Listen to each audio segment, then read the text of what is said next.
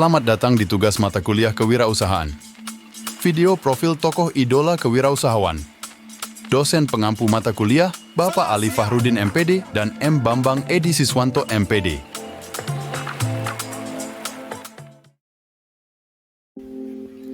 Assalamualaikum warahmatullahi wabarakatuh.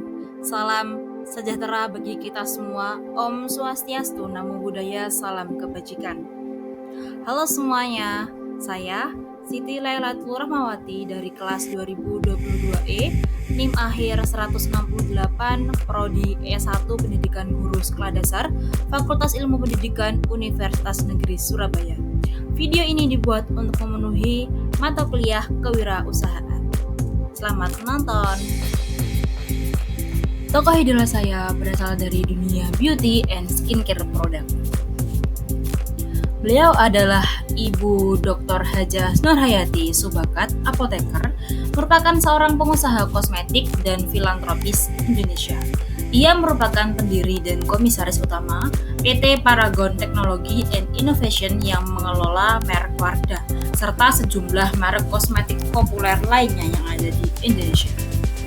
Berikut merupakan merek-merek kosmetik yang diproduksi oleh PT Paragon Technology and Innovation yang dipimpin oleh Ibu Nurhayati Subakat.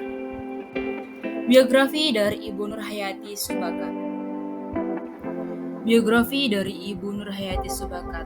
Beliau lahir di Padang Panjang pada tanggal 27 Juli 1950, berkuliah di jurusan Farmasi Institut Teknologi Bandung, menjadi lulusan terbaik S1 Farmasi ITB saat diwisuda pada tahun 1975. Setahun berikutnya, beliau menjadi lulusan terbaik profesi apoteker di ITB dan mendapat penghargaan Kalbe Pharma Awards. Beliau memulai karirnya sebagai apoteker di Rumah Sakit Umum Pusat RSUP M. Jamil Padang.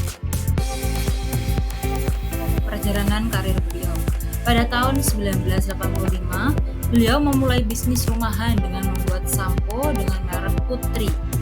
Bisnis semakin berkembang, Ibu Nurhayati kemudian mendirikan perusahaan yang bernama PT Pusaka Tradisi.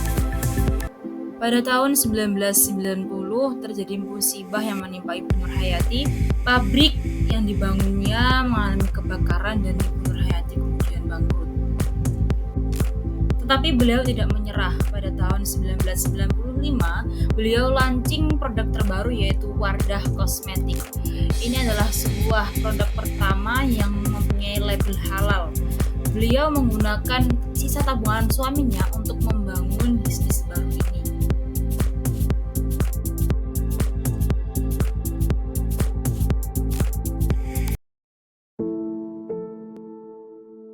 Jadi sebetulnya nama Wardah ini ide dari ada pesantren datang ke saya, kenapa sih kita nggak membuat produk muslim gitu ya. Intinya awalnya begitu. Jadi kalau produk muslim pasti kan kiblatnya ke Arab. Terus dari mereka juga ada 3 nama. Ada 3 nama, tapi saya lupa 2 namanya lagi. Kita daftar dulu ke kantor merek. Nah yang diterima adalah Wardah. Nah Wardah itu artinya bunga mawar.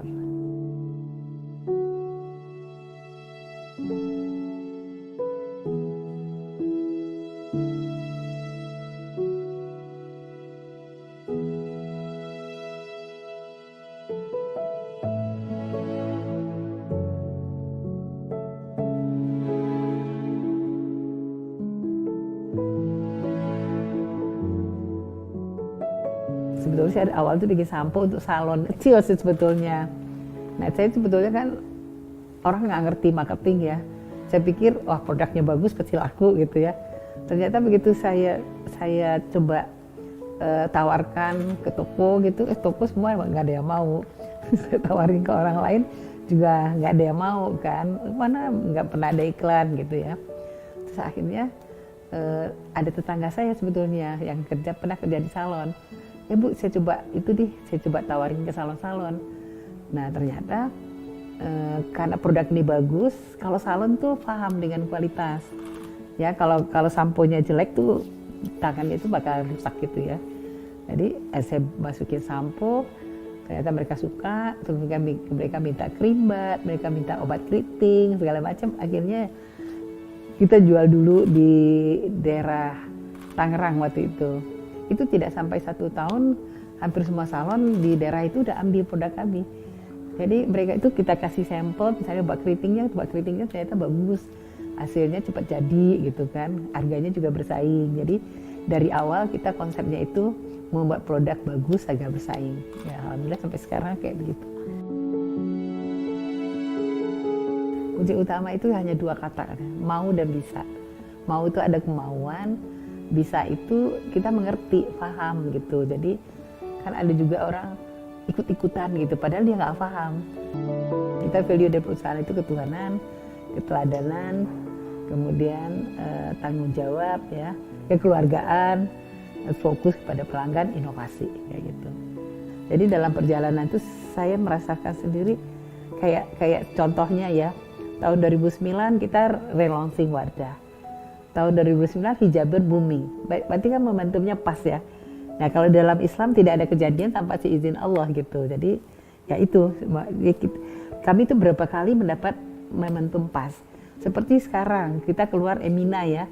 Emina itu adalah untuk milenial. Jadi kalau saya melihat itu ya selama perjalanan itu kita jatuh bangun berapa kali itu ada aja kemudahan dari Allah. Ya, saya merasa kita memang harus kita hanya berusaha. Keberhasilan itu banyak campur dari tangan dari atas kayak gitu sih. Kalau kita ngadapi itu pasti hati dulu ya, hati dulu. Nah kita harus yakin dulu. Kalau bagi itu ibu saya sering sekali nyampaikan, oh kita harus yakin. Setiap ada kesulitan, insya Allah pasti ada kemudahan. Jadi ya bagi saya juga begitu. Dan dalam perjalanan ini ternyata juga saya mengalami demikian gitu. Makanya saya juga sampaikan anak-anak kadang-kadang kan suka worry ya. Ih orang lain juga multinasional juga udah masuk pakai jilbab gitu, udahlah saya bilang rezeki itu nggak akan ketuker ya. Jadi terus kemudian yang penting kita kerja terus, kerja terbaik, terus gimana kita peduli terhadap orang lain, pedulian. Kemudian gimana kita rendah hati gitu. Rendah hati itu maksudnya kita tuh jangan merasa udah hebat gitu ya. Jadi kita harus belajar terus gitu, jangan sombong. Kemudian kerja keras. Kemudian ya balik lagi inovasi. Anak saya kan suka bilang, ngapain sih? Kok nggak bosan gitu ya, udah 34 tahun kerjakan demikian. Saya bilang karena perusahaan ini jadi kita harus punya visi, kita harus punya tujuan. Jadi kita kalau punya usaha itu jangan hanya mencari untuk duit untuk diri sendiri gitu. Kalau saya sarankan tuh kita buat itu harus punya visi lebih value lebih jauh. Ngapain sih bikin usaha ya? Kita niatkan usaha ini bisa membantu orang banyak. Jadi kalau Paragon kan begitu visinya, bagaimana perusahaan ini berkembang terus menerus sehingga bermanfaat